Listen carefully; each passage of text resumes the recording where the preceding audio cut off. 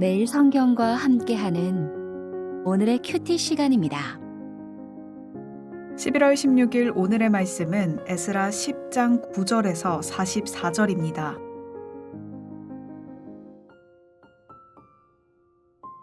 유다와 베냐민 모든 사람들이 3일 내에 예루살렘에 모이니 때는 아홉째 달 20일이라.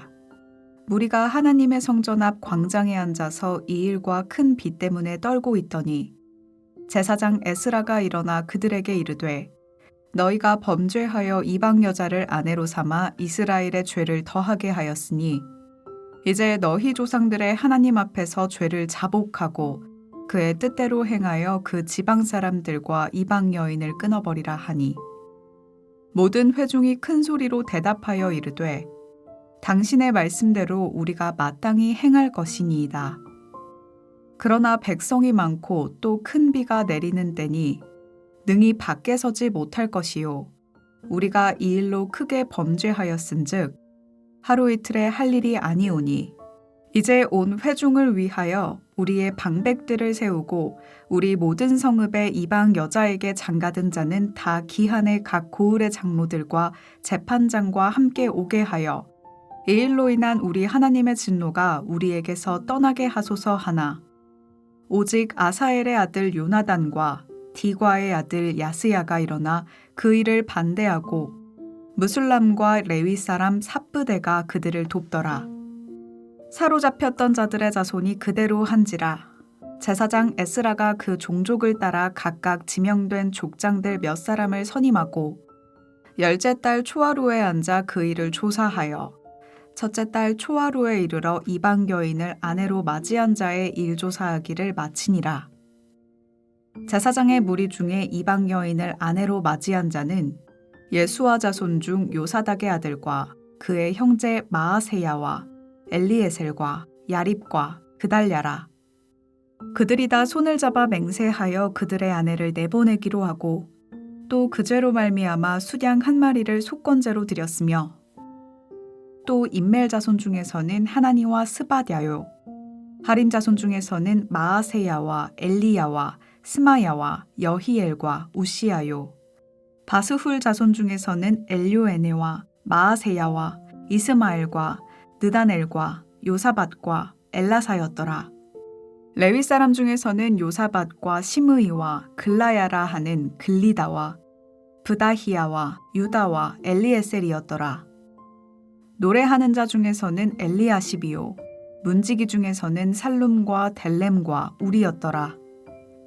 이스라엘 중에서는 바로스 자손 중에서는 라мя와 이시야와 말기야와 미야민과 엘르아살과 말기야와 브나야요 엘람 자손 중에서는 마따냐와 스가랴와 여히엘과 압디와 여레못과 엘리야요 사또 자손 중에서는 엘요에네와 엘리아십과 마따냐와 여레못과 사밧과 아시사요 베베 자손 중에서는 여호하난과 하나냐와 삽베와 아들레요 바니 자손 중에서는 무술람과 말룩과 아다야와 야숲과 스알과 여레못이요 바한모압 자손 중에서는 안나와 글랄과 브나야와 마아세야와 마따냐와 브살렐과 빈누이와 므낫세요 하림 자손 중에서는 엘리에셀과 이시야와 말기야와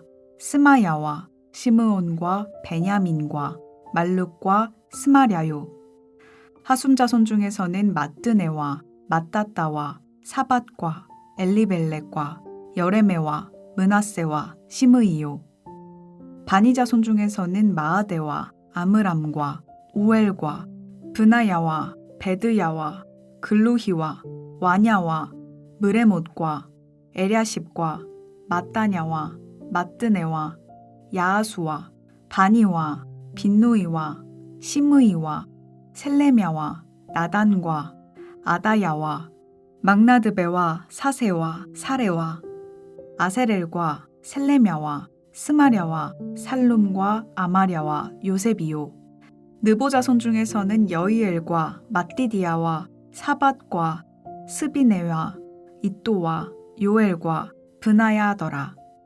이상은 모두 이방 여인을 아내로 맞이한 자라. 그 중에는 자녀를 낳은 여인도 있었더라. 11월 16일 주일 말씀 해설입니다. 단호한 실행. 가문별로 이방 여인과 결혼한 사람들의 명단이 기록됩니다. 그들은 하나님 백성의 거룩함과 정체성을 지켜내기 위해 이방인 아내와 그 자녀를 내보냅니다. 우리에게 주시는 교훈은 무엇입니까? 9절에서 11절 말씀입니다. 예루살렘에 모인 백성들은 자신들이 지은 죄의 심각성을 깨닫고 하나님의 성전 앞에 광장에 앉아서 자신들이 저지른 일과 큰 빚 때문에 떨고 있었습니다.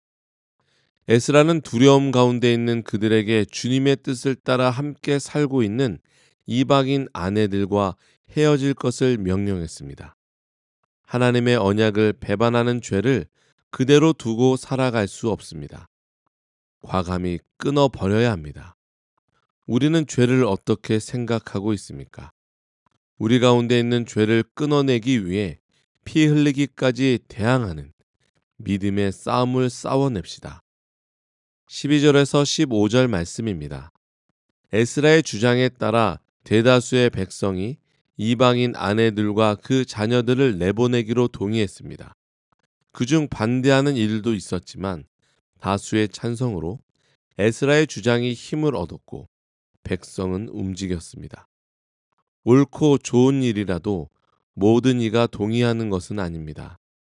그렇더라도 하나님 앞에서 옳은 일이라면 전진할 수 있어야 합니다. 그것이 하나님을 사랑하며 그 말씀을 두려워하는 자의 마땅한 태도입니다. 16절에서 17절 말씀입니다. 사로잡혔던 자들의 자손이 에스라의 명령을 이행했습니다. 그들은 이전 바벨론의 포로로 사로잡혔던 자들이었고 이방 여인과 결혼해 죄에 사로잡힌 자들이었으나 이제는 하나님의 말씀에 사로잡힌 자들이 되어 그 말씀을 따라 개혁을 실천하고 있습니다. 무엇에 사로잡히는가에 따라 삶의 열매가 다릅니다. 하나님의 말씀에 사로잡히기 위해 매일 말씀 앞으로 나아가는 우리 모두가 되길 소망합니다. 18절에서 44절 말씀입니다. 계명을 어기고 이방 여인과 결혼했다가 갈라서게 된 이들의 명단이 등장합니다. 이들은 잘못된 것을 바로잡겠다고 맹세한 대로 이방인 아내와 자식들을 떠나보냈습니다. 여러 해를 함께 산 아내와 양육한 자녀를 내보내는 일은 쉽지 않았을 것입니다. 그럼에도 그들은 아픔과 고통을 감수하면서 맹세한 일을 실행했습니다. 하지만 오늘을 살아가는 우리들에게 이 말씀은 믿지 않는 배우자와 헤어지는 것으로 적용해서는 되지 않는다는 것을 고린도전서 7장을 통해 알 수 있습니다. 그렇다 할지라도 에스라 시대의 재화의 단절과 언약 공동체의 회복을 위해 백성이 보인 이 단호한 태도만큼은 우리가 배워야 합니다. 아멘. 다 함께 기도하겠습니다.